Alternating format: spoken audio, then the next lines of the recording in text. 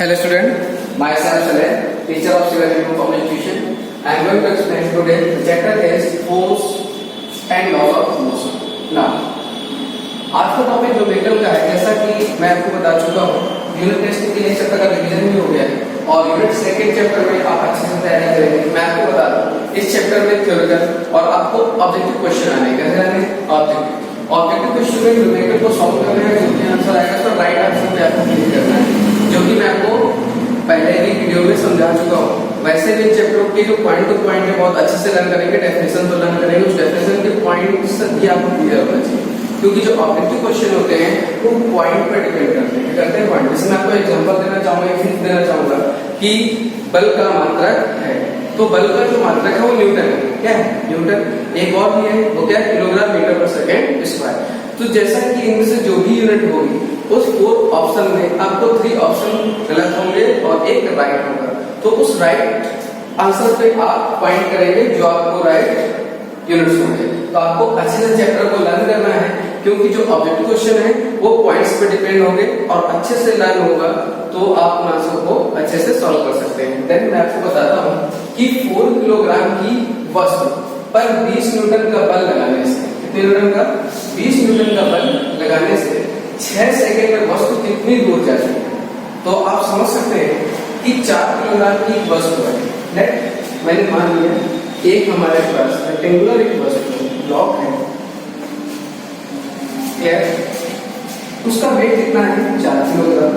M हमको दिया है 4 किलोग्राम और हमको क्या गिवन किया गया है इसमें, और हमको गिवन किया गया है कि 4 किलोग्राम की वस्तु पर 20 न्यूटन का बल लगाने से, कितने न्यूटन का? 20 न्यूटन। फिर 20 न्यूटन दिया है, न्यूटन से आप समझ ही गए हो किस यूनिट है? बल की। तो इस पे एक बल लगाया गया है, उस बल की वैल्यू कितनी है? 20 न्यूटन। और बल के पास डायरेक्शन होती है, क्योंकि बल क्या है? एक सदिश राशि है। इस पर एक फोर्स होता है, तो आपको पता है कि अगर इस पर फोर्स जिस डायरेक्शन पर आते हैं ऑब्जेक्ट दूसरी डायरेक्शन पे जाकर मूव करते हैं। तो आपको बताया गया है कि जब आप बल लगाएंगे तो 6 सेकंड बाद वस्तु कितनी दूर पहुंच जाएगी। हमने इसमें बल लगाया, बल लगा के इसमें मूव करना स्टार्ट कर दिया, तो आफ्टर कितने सेकंड बाद? 6 सेकंड बाद ये वस्तु यहाँ कहीं पहुंच जाएगी। सपोज दैट कर लेते हैं कि ये वस्तु इतने टाइम पर यहाँ पर पहुंची, तो क्या इसका मास चेंज हो जाएगा? मास तो वही रहेगा, कितना है? 4 kg। इसमें फोर्स कितना अप्लाई किया था आपने? 20 न्यूटन। बट 6 सेकंड बाद जब यहाँ पहुंच जाएगी, उसने यहाँ से यहाँ तक के बीच में कितनी दूरी ली है? कितनी दूरी इसने कवर की? क्लियर? हमें फाइंड करना होगा यहाँ से यहाँ तक जाने में कितनी दूरी कवर की है। तो बेटा यहाँ पर क्या हो रहा है? मोशन हो रहा है, और मोशन के लिए मैंने आपको बताया है कि इक्वेशन होती है मोशन की, second equation s equal to ut plus half at square. बात ये आती है, जो ऑब्जेक्ट यहाँ पर थी तो ग्राम में, इसमें थी ग्राम, इस पे आपने फोर्स लगाया तो किसमें आ गया? मोशन में। बट ये ग्राम में थी, उसका प्रारंभिक वेग क्या हो जाएगा? 0। कितना हो जाएगा? 0। तो टाइम कितना लिया? t। तो u 0 रखेंगे, टाइम t रखेंगे प्लस हाफ, t आप 6 तक दोगे, बट a कहां से दोगे? ये तो कंफर्म नहीं है, तो हम a फाइंड करेंगे। हमें क्या पता है? बल भी पता है और इसका द्रव्यमान भी पता है। तो सबसे पहले नोट करेंगे, दिया है क्या दिया है? F equal to 20 newton and mass equal to कितना दिया है? 4 kg एंड टाइम कितना गिवन है हमको? 6 सेकंड। सबसे पहले हमें यहाँ पर a निकालना पड़ेगा, तो a निकालने के लिए पता है हमें F इक्वल टू क्या होता है? m। a फाइंड करेंगे तो F अपॉन क्या आएगा? m। a equal to F upon क्या आएगा? m आएगा। क्या आएगा? m। अब हम F की वैल्यू रखते हैं, F की वैल्यू हमारे पास कितनी है? 20 और m की वैल्यू कितनी है? 4 से आप डिवाइड करेंगे, कितने टाइम जाएगा? 5 टाइम। तो हमारे पास जो a आ रहा है वो a की वैल्यू कितनी हो गई? 5 मीटर पर सेकेंड स्क्वायर। कितना हो गया? 5 metre per second square. Any follow? तो इसको हम 4 से 20 को डिवाइड करेंगे, कितने बार जाएगा? 5 टाइम्स। a इक्वल टू कितना आ गया? 5 metre per second square. But हमें क्या कंफर्म करना है? दूरी। तो हम s इक्वल टू लगाएंगे ut प्लस का half at square, then u वस्तु ग्राम से स्टार्ट होगी तो प्रारंभिक वेग क्या होगा इसका 0, टाइम कितना ले रहे हैं 6, हाफ a कितना है हमारे पास 5 इंटू t का क्या होगा स्क्वायर, बस 0 से 6 को मल्टीप्लाई करोगे तो क्या आएगा 0, हाफ ये क्या होगा 5 इंटू 6 का स्क्वायर कितना हो जाएगा 36, यानी कॉमन इससे डिवाइड करेंगे आप 0 प्लस हो जाएगा 0 प्लस हाफ 5 इंटू 36, इसको डिवाइड करते हैं तो कितना आएगा 18, कितना आएगा 18 का मल्टीप्लाई किससे कर देंगे 5 से, तो हमारे पास डिस्टेंस आएगी s इक्वल टू क्या आएगा 18 इंटू 5, 5 इंटू 18 देन कितना होगा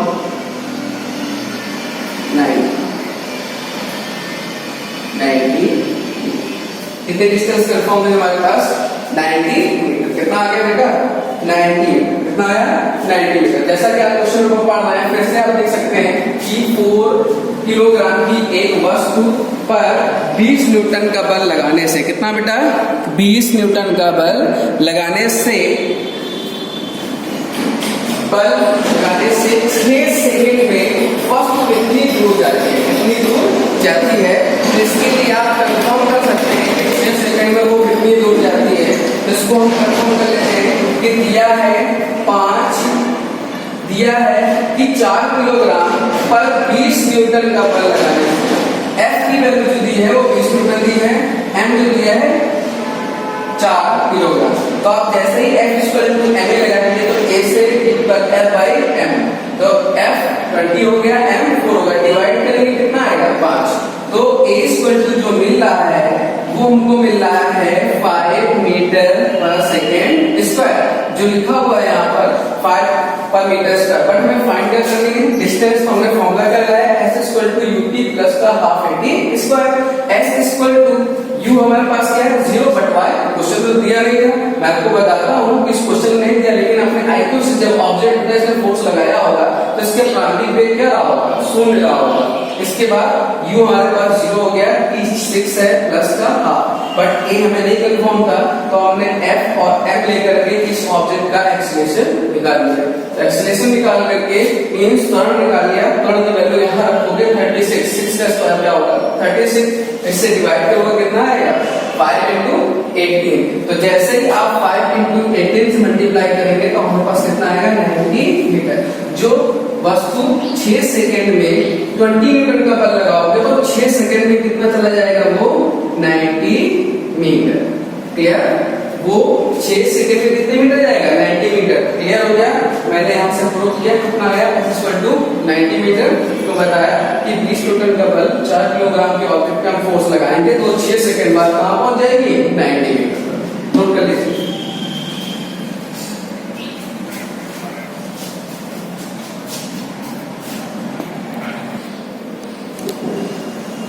हेलो स्टूडेंट, जैसा कि नेक्स्ट क्वेश्चन आपको स्क्रीन पे दिख रहा है, 1200 किलोग्राम द्रव्यमान की एक मोटर गाड़ी 20 मीटर पर सेकंड के वेग से चल रही है, ब्रेक लगाने पर 10 सेकंड में रुक जाती है, तो मंदन बल की गणना कीजिए। सबसे पहले बात आती है मंदन और मंदन बल। मंदन को हम त्वरण बोलते हैं और मंदन बल हमारा बल होता है, बट जब कोई वस्तु धीरे धीरे मंद स्थिति में आ गई, मतलब स्पीड से उसका वेग क्या हो रहा हो कम हो रहा हो, मीन्स कह सकते हैं जब प्रारंभिक वेग ज्यादा हो और अंतिम वेग कम हो, तो इस समय जो वेग परिवर्तन में हमारे पास त्वरण आएगा उस त्वरण को हम मंदन कहते हैं। मंदन ये बताता है कि वस्तु के वेग में क्या हो रही है कमी हो रही है। वैसे ही मंदन बल मतलब एक ऐसा बल जो वस्तु पे लगाने पर उसकी स्पीड को बढ़ाता है, एक बल उसपे वो होता है तो गति का विरोध करता है और गति का विरोध करता है और उसके वेग को क्या करता है कम करता है, तो वेग को कम करने से त्वरण भी क्या होता है कम होता है, तो ऐसे बल को हम मंदन बल कहते हैं। फॉर्मूला हमें F क्या लेना होगा ma लेना होगा, बट अब सॉल्व करते हैं, हमें दिया क्या है, लेट अस कंसीडर, मान लेते हैं मोटर गाड़ी, मैं आपको डायग्राम से बताता हूँ सॉल्यूशन। आप देखिए मान लेते हैं एक रोड है, हमारा सरफेस है, इस पर एक मोटर गाड़ी कंसीडर करते हैं। एक हमारे पास ये क्या है, मोटर, जिसका वजन कितना है, जिसका द्रव्यमान कितना है 1200 केजी, कितना है 1200 kg according to question. 20 metre per second के वेग से चल रही है, कितने वेग से चल रही है 20, मतलब इसका प्रारंभिक वेग जो है वो 20 मीटर पर सेकेंड दिया गया, चल रही है मतलब चलना स्टार्ट कर रही है, वस्तु उससे जा रही है, कितने जा रही है 20 मीटर पर सेकेंड। अभी मंथन नहीं स्टार्ट हुआ, जहां से मंथन स्टार्ट होगा तो उस वेग को हम प्रारंभिक वेग कहते हैं। चल रही है, चलने के बाद उसका मंथन स्टार्ट होगा तो जो प्रारंभिक वेग होगा वो क्या हो जाएगा हमारा 20 मीटर पर सेकेंड। अब टॉपिक पे आते हैं, ब्रेक लगाने पर 10 सेकंड में रुक जाती है, उसको जैसे ब्रेक लगाते हो तो स्पीड क्या होती है धीरे धीरे कम होती है, यहाँ मंथन आएगा और जो बल आएगा ब्रेक, जो ब्रेक लगाया है इस ब्रेक को ही हम मंथन बल कहते हैं। तो टॉपिक पे आते हैं, यहाँ पे हमें क्या कंफर्म करना है, t इक्वल टू कितना दिया है 10 सेकंड। हमें क्या कंफर्म करना होगा, त्वरण, क्या कंफर्म करना होगा त्वरण। तो त्वरण का फॉर्मूला हम जानते हैं, त्वरण a बराबर v minus u upon t, value put करते हैं, हमको गिवन है v, तो मीन्स जब वस्तु 10 सेकेंड बाद रुक जाती है तो रुक जाएगी 10 सेकेंड बाद, जैसे ही कहा गया अगर 10 सेकेंड बाद रुक जाएगी उसमें उसका अंतिम वेग क्या होगा 0, क्या होगा 0 होगा। t बराबर 10 सेकेंड ब्रेक लगाते हो वस्तु जाकर के रुक जाएगी तो उसका वेग क्या हो जाएगा 0। दिस टाइम इस पोजीशन को हम अंतिम पोजीशन कहेंगे और इस वेग को क्या बोलेंगे अंतिम वेग। तो टॉपिक क्या आते हैं, वैल्यू रखते हैं, v हमारे पास कितना है 0 एंड प्रारंभिक वेग कितना है हमारे पास 20 अपॉन t कितना है 10। तो ऐसे हम त्वरण निकालते हैं, तो त्वरण आप जैसे निकालोगे त्वरण a बराबर, तो 0 माइनस 20 मतलब कितना बचा बेटा 20 अपॉन 10, इससे डिवाइड करेंगे कितने टाइम्स जाएगा 2 टाइम्स, तो a बराबर आ गया minus 2 metre per second square, Hindi में लिख देता हूँ सेकेंड स्क्वायर। तो हमारे पास ये त्वरण क्या आ गया, ये माइनस चिन्ह क्या दर्शाता है, माइनस चिन्ह ऋणात्मक चिन्ह मंदन को दर्शाता है, इसको मंदन को दर्शाता है कि वस्तु में जो त्वरण है ये वेग को क्या कर रहा है कम करने से ही हमें ऋणात्मक त्वरण प्राप्त हो रहा है। अब टॉपिक पे आते हैं, मंदन तो मिल गया, अभी क्या निकालना है बल, तो हम m बराबर लगाते हैं m a। क्वेश्चन पे आते हैं, हमें क्या दिया है m 1200 मींस 1200 इनटू त्वरण, त्वरण आपने क्या निकाला है माइनस का 2, मल्टीप्लाई करेंगे तो f इक्वल टू क्या आएगा माइनस का 24 0 क्या हो जाएगा क्लियर, माइनस का 2400 न्यूटन, बल कितना है 2400, मंथन बल आ गया 2400। वही ऋणात्मक चिन्ह क्या दर्शा रहा है, ये बल वस्तु के मंथन के लिए यूज किया जा रहा है, क्या है वस्तु का मंथन कर रहा है। यहाँ पे क्या लिख दोगे ऋणात्मक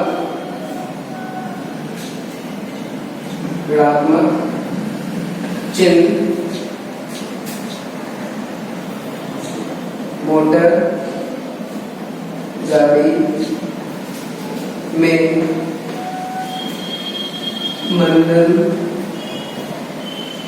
को दर्शाता है, इसको दर्शाता है मंथन। जैसा कि आप समझ गए होंगे इस क्वेश्चन में एक मोटर गाड़ी थी जिसका द्रव्यमान कितना था 1200, इसमें कितने वेग से चल रही थी 20 मीटर पर सेकंड के वेग से। जैसे ही ब्रेक लगाते हैं तो बस जो कार है वो भी 10 सेकंड बाद किसमें आती है गिराम में रुक जाती है, तो रुक जाने का मतलब उसका अंतिम वेग कितना हो गया 0, इसका प्रारंभिक वेग कितना हो गया 20। तो हमें क्या निकालना होगा पहले त्वरण, त्वरण बराबर क्या होता है d minus u upon t, अंतिम वेग प्रारंभिक वेग बटे समय। अंतिम वेग कितना है बेटा हमारे पास 0 माइनस फिर प्रारंभिक वेग कितना है 20 बाई t, t कितना है 10 कर दिया। तो जैसे ही आप सॉल्व करेंगे तो सॉल्व करने पर क्या बचेगा माइनस का 20 बाई 10, तो आपके पास लिखा हुआ है माइनस का 20/10, 10 से डिवाइड करेंगे तो 2 आएगा, किसका आएगा, माइनस का। तो माइनस का मीटर पर सेकंड है तो त्वरण, बट यहाँ जो माइनस चिन्ह है ये मंदन को ही दर्शा रहा है। मंदन त्वरण ऑलवेज कैसा आएगा आपका, निगेटिव। वैसे ही मंदन बल भी कैसा आएगा, F=ma। m तो हमको दिया था और इसी कार के लिए आपने इसी गाड़ी के लिए त्वरण कितना निकाला है, मीटर पर सेकंड स्क्वायर, फाइंड किया है। तो इसी कार का मान होगा और इसी कार का त्वरण होगा। तो मैंने त्वरण मान लिया और त्वरण लिया, मल्टीप्लाई किया माइनस के 24 को, बट बल तो हमारे पास कितना है, 2400 न्यूटन की है। कितना है, 2400 न्यूटन। कितना है, 2400 न्यूटन। बट यहाँ माइनस चिन्ह जो है वो मोटर गाड़ी में आने वाले मंदन को दर्शा रहा है।